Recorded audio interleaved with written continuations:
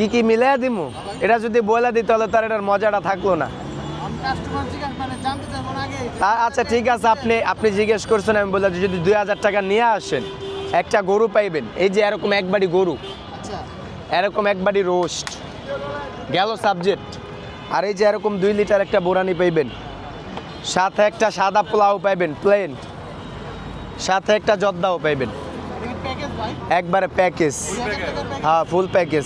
আবার লগে লগে 4 পিস টিকাও পাইবেন, একবারে 4 পিসে এরকম 4টা টিকা দিয়ে দেবো। ভাই প্যাকেজের দাম কত?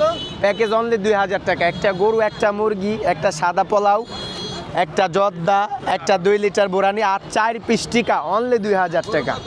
তা একদিন না, আপনি যদি কন যে ভাই আমি ঘন্টা পর পর 1 ঘন্টা পর পর এই প্যাকেজ দিব 2000 টাকা, আমি ঘন্টা পর পর দিম, কোনো সমস্যা নেই, অনলি 2000 টাকা। আনাম বল এই যে প্লাস্টিকের বলে যতগুলো আছে কয় টাকা? এটি সব আপনি নেবেন না আপনার আইফোন দিয়ে এটা লয়ে যাবেন, এটা কর দিয়া দাম দেয়া যাবেন, তাও তো মনে হয় না এটার দাম উঠবো। কত দাম হইব?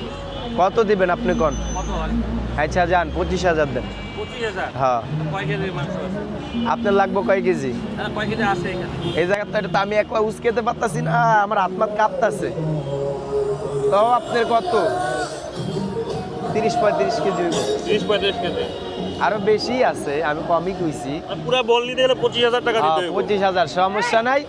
এটা নিলে এটা নিলে আপনি দরদাম করারও সুযোগ আছে, একদমই কিছু বেচা কিনা হয় না। তবে হ্যাঁ, আমার সামনে যে বাড়িগুলা এইগুলা মূলত আপনার একদমই এক রেট, কোনো দরদাম হবে না, বাটা রেট।